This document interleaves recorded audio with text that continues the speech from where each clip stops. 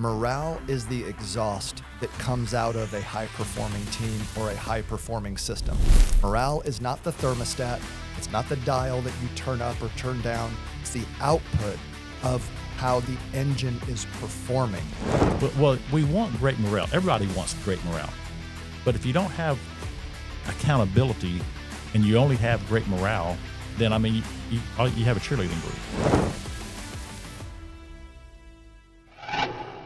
All right. Hey, everybody. Welcome back to the 3PX Show, Season 2, and I think this is Episode 3. So, hey, we got our new season up and running. And if you'll notice... Welcome back. Look at that. Hey, look at this. Man, get a little decoration in here so it looks pretty sharp. It feels, it does. It feels kind of homey, comfy. Yeah. It just magically showed up. When I walked in this morning, it was here. It was here. Yeah. But we had to give a shout out, though. Yeah. Give a shout out to Quentin and Bonnie. And Bonnie, yes, because Bonnie came up here. It's probably Bonnie. Oh, no, this is definitely like Bonnie's eye for decor, I'm sure. Quentin went through the Facebook and got the pictures that he's going to put in there. See the pictures that we've got? I always love the bridge up here and and whatever that is down there. That really, that's warming. You know, here's a funny thing, though. Stephanie's going to kill me when I say this. People come over to the house at times, and we have pictures in our kitchen. And it's still, after several years, it's still the stock photos in there. She likes the picture frame, and she's always said, hey, I'm going to change the picture. We've had people ask, well, who's that in your family? I asked first time I came to your house.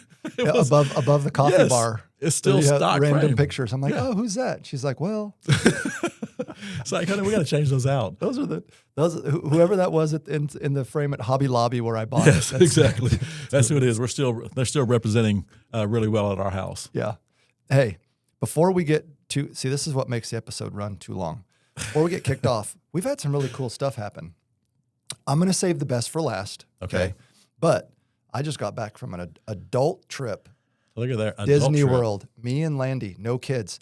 Disney World is a whole other level when you don't have kids. I'm not saying don't take your kids for all of you who are listening. That's a magical time. Steph and I went there one time without kids. But dude. It is.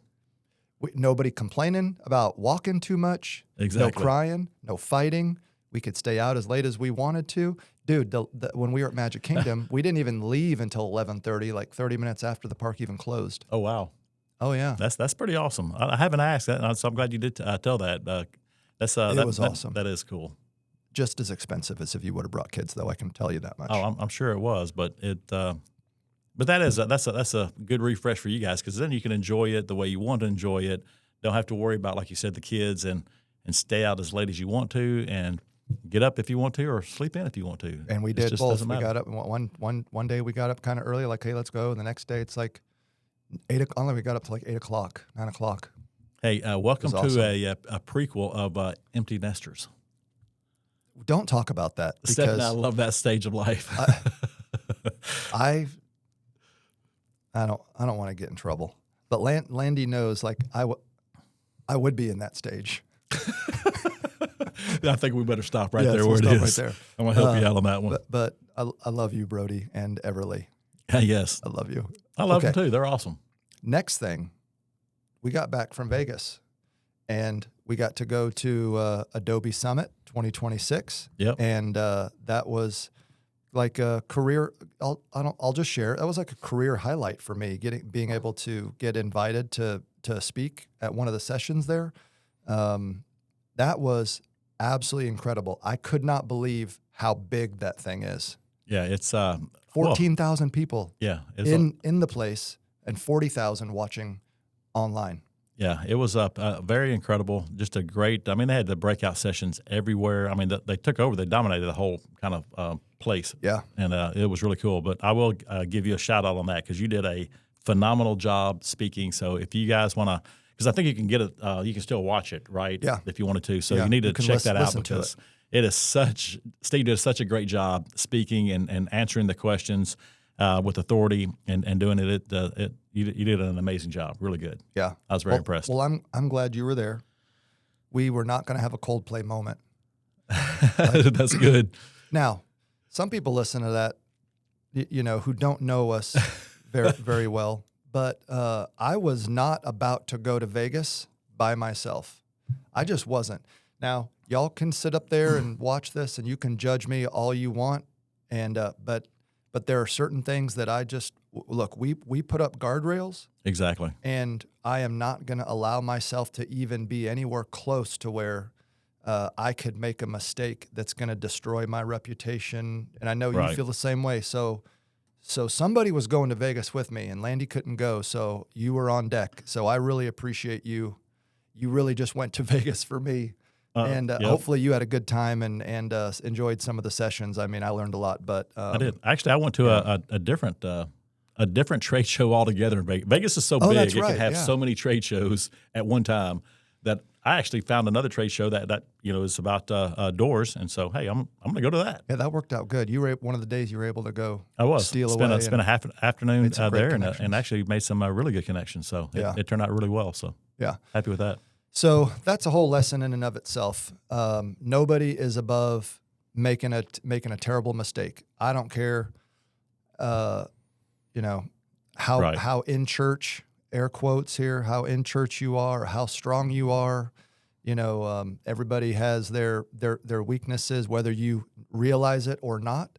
And I would just encourage, folks out there, especially in leadership roles, married. You have a reputation to protect, Right. Kids, all that, man. It's just not worth it. And I think the times that you fall into the trap the easiest is when you think You're the strongest. it's not going to happen to me. Yeah. I'm never going to make a decision like that. So then those You're right. guards come down, and then that's when bad stuff slowly starts to creep in, and then next thing you know, you're on the jumbotron at a Coldplay concert. Yeah. Hey, I was every night in Vegas. This probably I was probably one of the few, and maybe you were too on that. But every night I was in bed by 9 o'clock. Dude, yes, It's like that's when the place just gets going. yes. I'm like, see ya.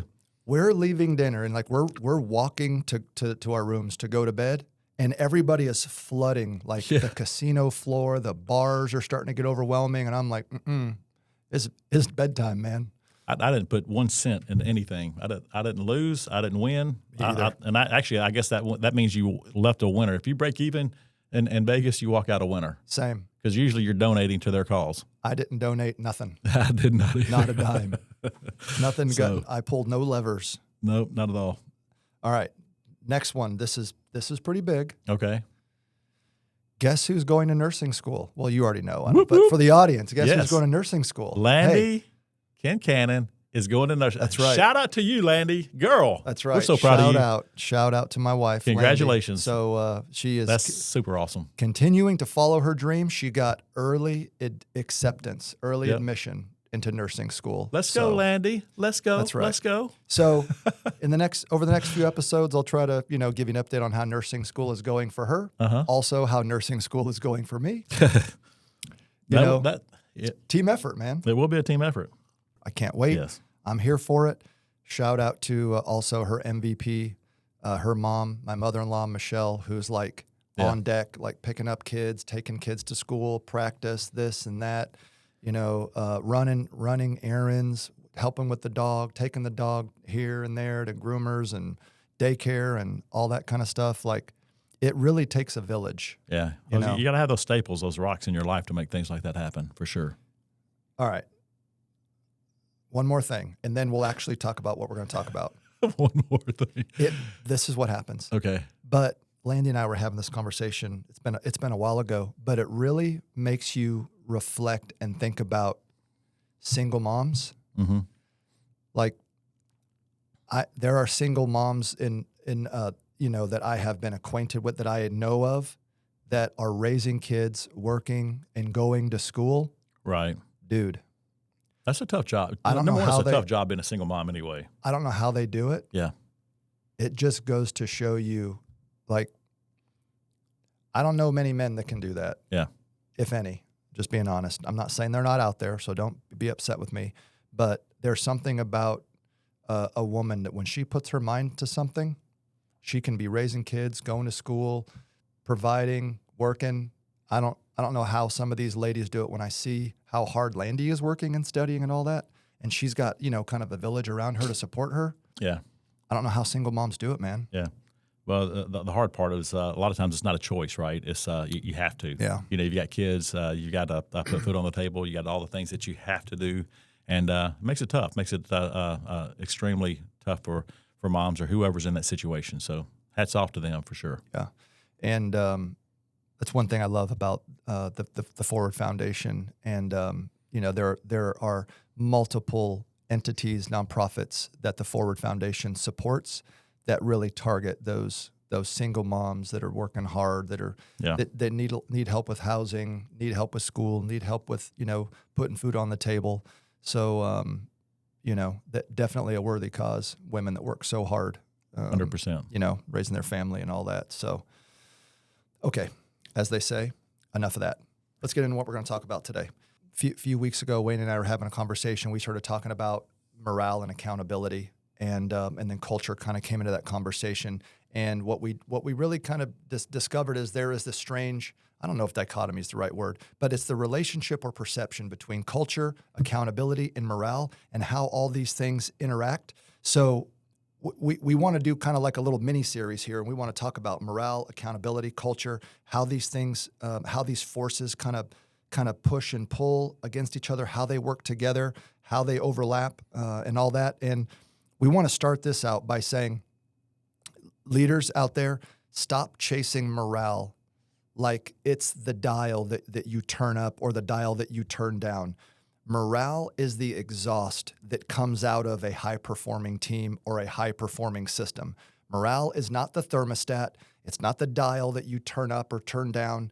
It is the exhaust. It's the output of how the engine is performing, but it's not the thing that you actually go and influence, to be honest. So that's kind of what we're going to get into a little bit today. Yeah, so you know, we all want high morale, right? We all want to have go out there and be able to high five the team and make them all excited and pumped up, and rightfully so. That's something that's super important. But if that's all it is at the end of the day, then you're barking up the wrong tree. You got to have that accountability. You got to have the right structures in place in order to make it work and to do so. I just, you know, I agree with that 100% on that. Yeah, and I think that the tension that, in my opinion, based on what I have observed, and you know, I know you agree with this after having talked, you know, about it, but what we observed is the tension that is created when leaders feel like they need to step up accountability, or they start holding people accountable, and then morale goes down. Yeah, there doesn't have to be that trade-off where you start holding people accountable for performance, and then all of a sudden morale goes down. You can have high levels of accountability, and you can also have high levels of morale. Accountability doesn't hurt morale. right. Accountability can be a contributor to great morale when accountability is practiced the right way. Yeah. When we first started talking about this, the first thing that hit my mind, because it's that's one of those things that everybody struggles with is because it's like, well, man, I got to have accountability, and when you have accountability, it's time to get in there and just put the pressure on and crunch and crunch and crunch. And so how a lot of leaders lead changes that morale, right? Yes. And then how the people that are being led, when they're when they started getting led a certain way, a different way than what they're used to, well, then that morale changes. Mm-hmm. And I got a perfect example because, you know, we were talking about it, and I started thinking, I was like, I've got an example that just lays it out so well, that where accountability and morale go hand in hand, and they're parallel, they're side by side. One doesn't slip, the other one doesn't slip, and this example has 25 years. Okay. Or somewhere like that. Yeah. And you know what I'm about to say, and you know, because I'm going to give a shout out to your old football coach, Nick Saban, because the guy is such Roll Tide. No, we can't say that. Okay, all right. You brought it on yourself. I'm going to bring up a different example. No, I'm sorry. I can't. Okay. No, right. You say it all you want to, because I wish he was one of those coaches that you hated if he wasn't your coach. Yeah. But if he was your coach, you would love the guy to death, right? Yeah. But when you look at his teams that he's had all over the years, he had such high accountability. I mean, the guy, he won national championships. He'll go down as a GOAT. I mean, Bear Bryant was probably the GOAT. Unfortunately, he coached for Alabama too. Nick Saban, by far of this day and age, there's nobody that's going to be equal to him, right? I mean, he is just such a great coach. But he had such great morale inside of the locker room, and he knew how to lead, and he also knew how to manage the whole operations of the football team. There were players coming and going all the time, and there were coaches that were coming and going all the time. But one thing stayed consistent. That program stayed consistent. It won year after year, no matter who was on the coaching team with him or no matter who the players were.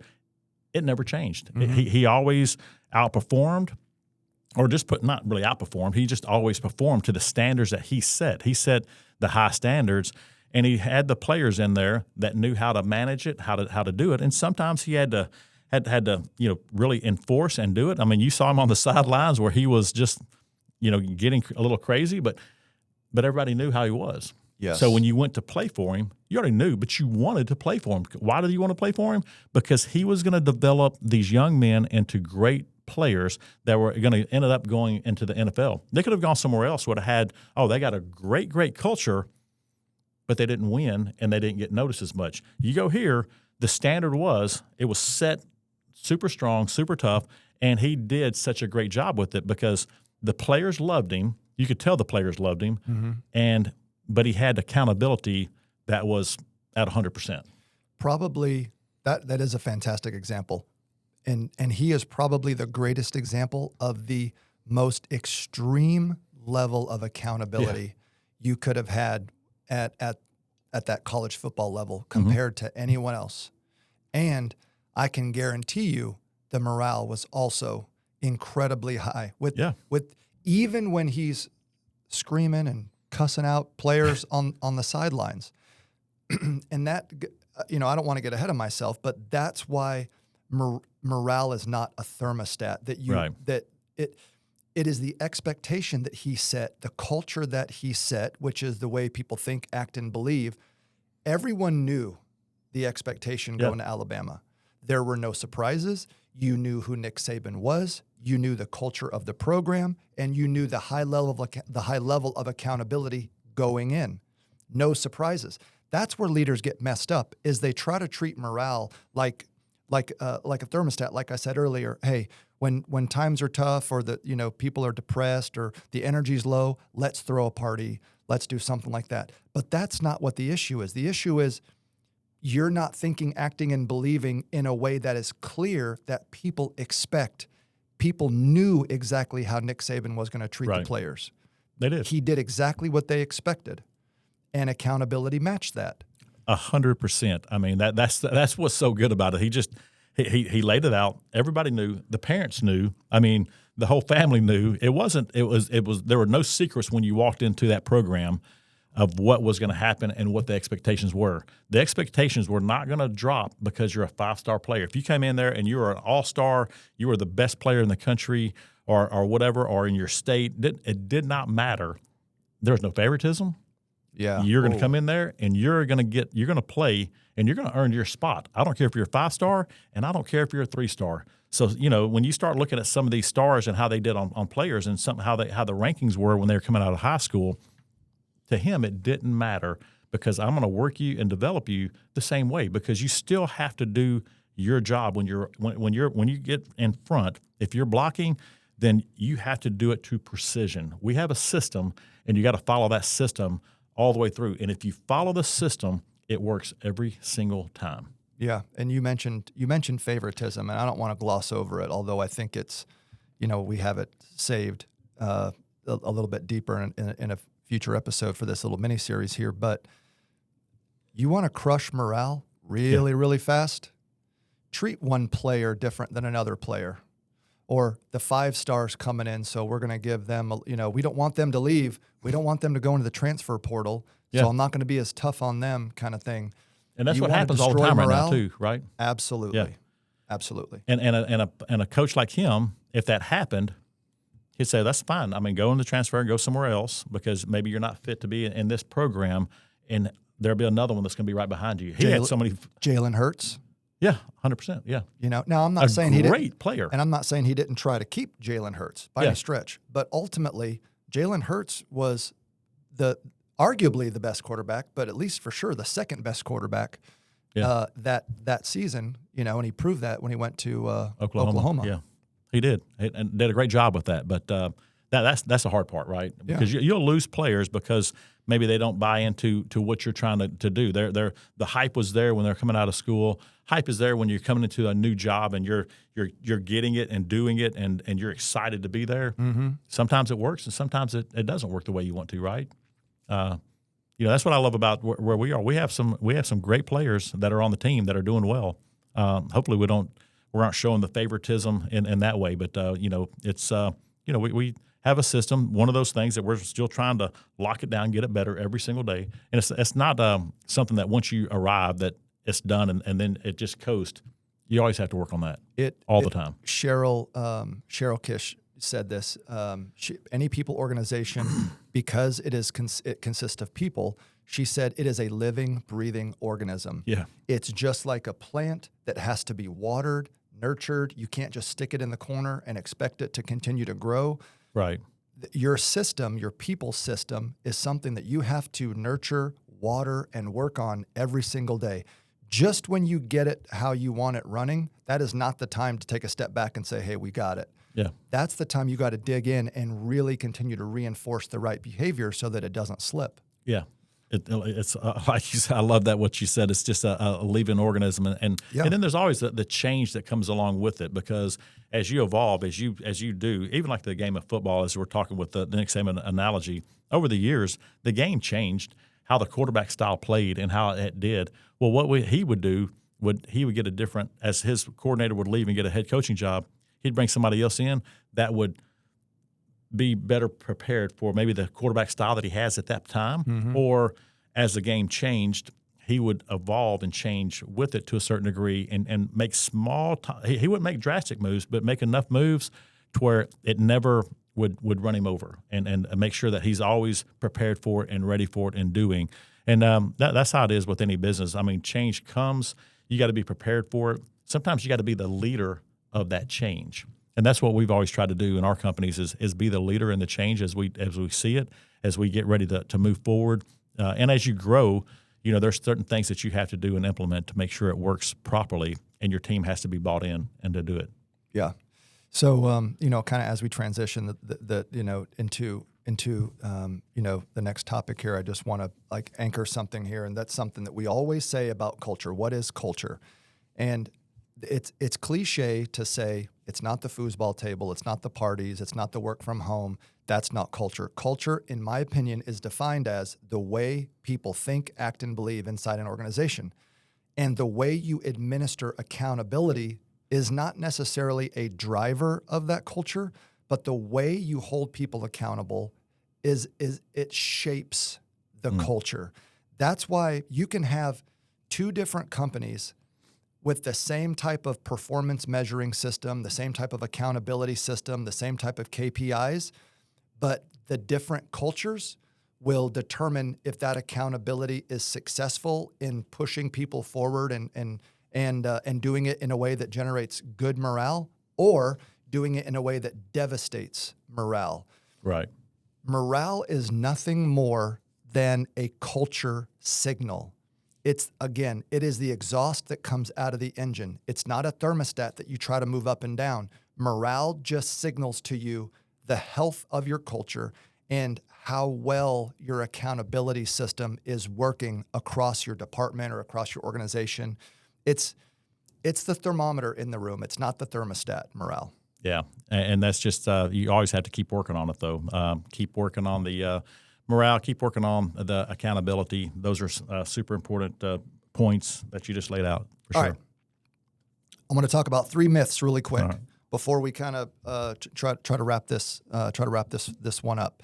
And so the 3 myths I want to start with morale. Number 1 is that morale is a feeling that you manage.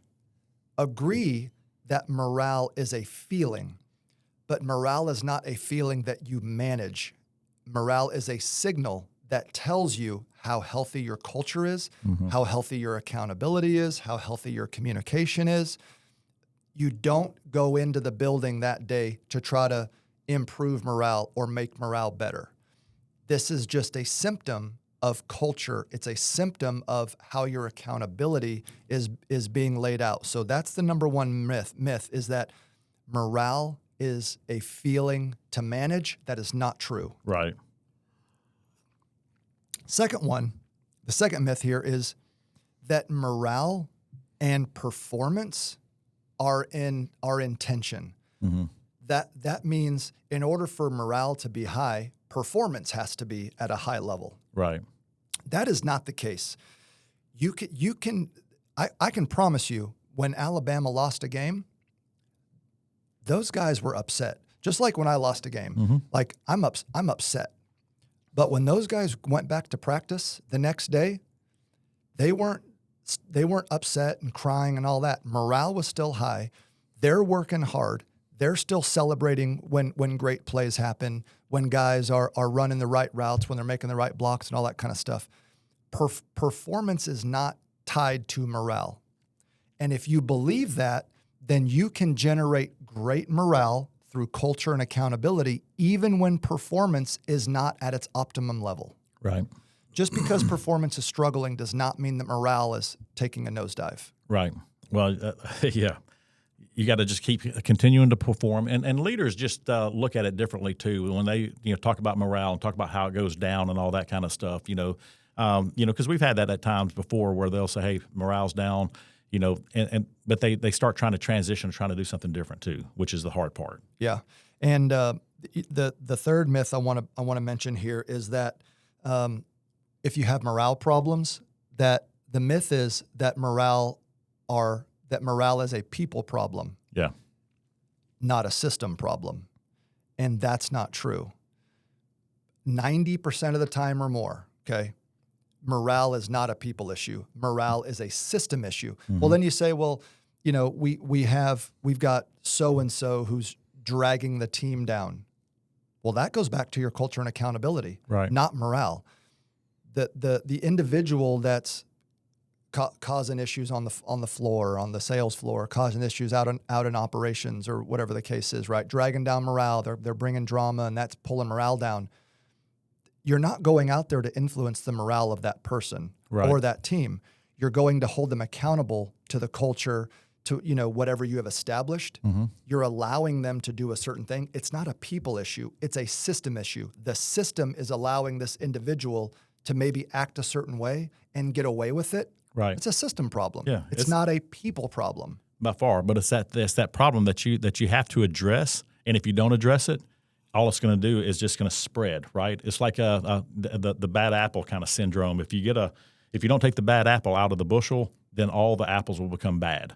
And so you got to address that issue. You got to address that person, and that's actually it's a leadership issue. It's like you said, it's a system issue, but you got to make sure that you address it. If you don't, it just makes it worse. Now, I'm going to tell you a few things that, and again, this is just Steve's opinion, but what I see is most leaders react a certain way to poor morale, and it ends up backfiring on them. Right. Okay. In glorious fashion usually. So the very first thing that I see people do when they reacting to bad morale is they cancel having tough conversations. Right. Well, hey, times are tough right now. The team is down. I'm not going to have this conversation with so-and-so right now because I don't think they're going to take it good, or the team's already kind of down. So they cancel tough conversations. Yeah. That's the worst thing that you can do. Well, that's taking your foot off the gas pedal too, to a certain degree, because what you're doing is you're backing up and letting that push into it to where all of a sudden morale becomes more important than accountability. And then you say you have morale. Well, we want great morale. Everybody wants great morale. But if you don't have accountability and you only have great morale, then, I mean, you have a cheerleading group. I mean, we don't need that. You got to have both, and you can't back off at that point. And it will always be short term. If always. There's a 2x2 that we may get into in a future episode. But if you've got, so I didn't mean to interrupt you, but I mean, what that does is just every single time that happens, it lowers the bar. And that's the new bar. Okay, that's actually the very next one on the list here. Okay. As this is what leaders do that backfires on them is they quietly lower standards. Yeah. Okay. Well, we we've got some underperformers right now. I'm not going to address that just yet. Yeah. Or we're not going to talk about close rate right now because we're struggling. So they quietly lower standards, and you're sending mixed signals to your team. Now, and morale may even get better for a little while. It's always short term. It's always short lived. Well, because you've taken the heat off at that point, and like you said, it may get better short term because the bar has been lowered, and now it's like, oh, this feels a lot better. And then guess what happens when it starts dropping again? Then all of a sudden, that person or people, whoever, well, then they start complaining, morale starts getting bad, and then guess what happens? The bar gets lowered. Yep. Well, at some point, the bar is going to be lower so low that, now you got to start raising it back up to where it's supposed to be. Then you have a seesaw because you're trying now morale is really going to tank because you got to push to get it back up, and so if you just have those conversations like you said at the very beginning, then morale and that stays at the same point. And I think that's where Nick Saban has done such a great job is leading the teams and leading who he had was to always be consistent and willing to have those conversations with no matter who it is. And this is where we're going to stay, and we're not dropping the bar. And I think one of the greatest things you could say about Coach Saban, not to just keep making the whole podcast about him, but the dude, he is the same person. Right. Whether he's winning, whether he's losing, whether he's up by 50 or, down by whatever, he coaches the same, he communicates the same, he acts the same, he thinks the same, he believes the same. It's one play after the other. It's one execution out after the other. Yeah, the exactly. Scoreboard doesn't matter. Exactly. And that is a massive contributor. Now, two more things. This is the next backfire mistake that I see leaders make. When morale is down, they immediately overcorrect with positivity. You have to be who God made you to be. And if you are not the person designed to walk in with a bubbly attitude, smiling and high-fiving people and all that kind of stuff, if you have to manufacture that, if that's not who you are every day, people are going to see through the fakeness of this extra positivity that you're trying to throw into the team. You're not going to help anything. That will also backfire on you. It will be short-term. You can't be Dr. Jekyll and Mr. Hyde. You have to be who you are. But overcorrecting with excessive positivity is not the way you influence morale. You know my stories about Dr. Jekyll and Mr. Hyde. I've been through that before, yes. So I'm not going to get into that on this one. But you're absolutely right. You can't be one person and another person because people will see straight through it, and then people don't want to work for someone they don't know what to expect from them. Mm-hmm. It's consistency, right? They need consistency from you, and if it's always keeping the bar high, willing to have those conversations and willing to do the tough things. And knowing that you're going to be there beside them, because part of that morale is working beside the team, not, hey, you go do this, and I'm going to go over here and sit down and I'm going to have my coffee and go talk to everybody. People see that too. So when they see their leaders humping and doing the way they do as well, because we have jobs and they see us doing it, that makes a difference as well.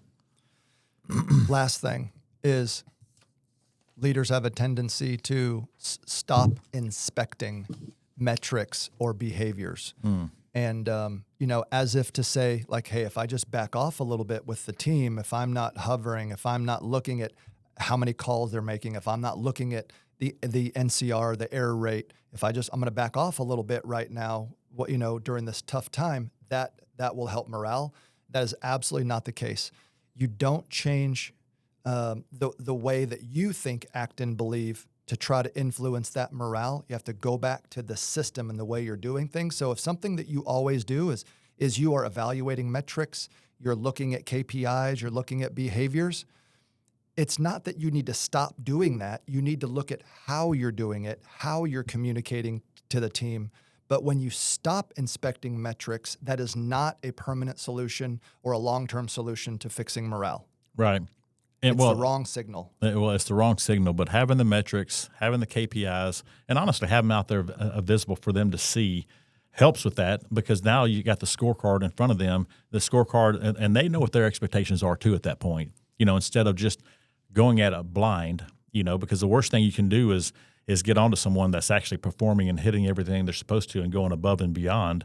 That you want them to do that, but you don't want them to feel the pressure, hey, they're doing their job. It's the ones that are underperforming, the ones that don't get it. And sometimes they don't get it, right? And that's just part of it. Yeah. So last thing I just want to ask everybody who's watching and listening to this, if morale dropped today, or you walked into the office and morale was down, what would you be tempted to loosen, or what would you be tempted to do? Start there, start the conversation there with your leadership team and talk about why, you all would want to do that, and address what the real issue could be with the system and why morale could be going down. Don't be a reactionary leader and not have a plan to address these things and be proactive about it. And in the next episode, we are going to name the reactionary cycle that comes from knee-jerk reacting accountability or making changes when morale drops. We're going to name that cycle. We're going to get into it: discover, hunt, scramble, and hide. We're going to talk about that and how that cycle impacts your business. So, any last words before we cut it? Nope, I love it. I think it's great. The only thing I'll add to it was I think Nick Saban retired right after Tennessee finally beat him after 15 tries, I think. But, Tennessee won, and you saw him coaching and doing all that, and all the players were upset, like you said earlier. So the accountability was there, but it was I think it was time for him to go after Tennessee won. He knew the orange wave. I'm not sure if he knew that or not. He knew it was time to go. His time was coming. No, not at all. No, he's a great coach, and actually I love him now because he's just such a great speaker, and he's talking about how he coached and how he did all that kind of stuff. He's a good dude. Yeah, if you want to get fired up, go YouTube Nick Saban keynote or Nick Saban speech or something like that. Just scroll through that. This is a good topic, though. I love the topic we're talking about. Yeah, it's. I think it's a great topic. I think the next couple of episodes that we talk about are going to be really good. So stay tuned. We got those coming to you. That's right. Hey, thank you. Thank you for hanging with us. Thank you for watching the 3PX show. And don't forget, please like, subscribe, all the things. Engage with us on social media. We love to talk with you, and we cannot wait to talk to you next time. Thanks. See ya.